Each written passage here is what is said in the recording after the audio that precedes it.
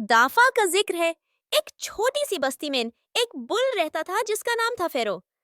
फेरो सबसे बड़ा था, लेकिन सबसे नरम दिल भी था। जब दूसरे बुल्स दौड़ते, टकराते, दहाड़ते, फेरो फूल सूंघता, ताजी हवा में सांस लेता और चांद को देखता रहता।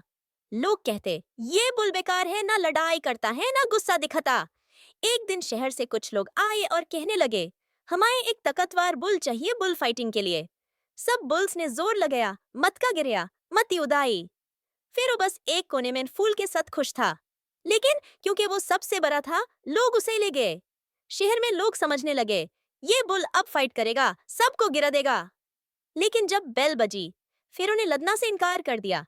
वो सिर्फ स्टेज पे गया, फूल सूंघा और मुस्कुराया।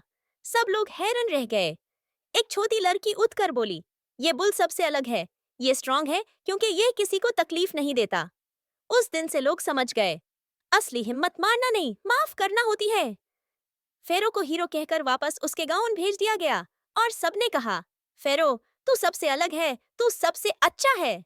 मॉरल, ताकत दिखाने में नहीं होती, समझने में होती है। अपने दिल की सुनो और कभी किसी के जैसे बनने की जरूरत नहीं।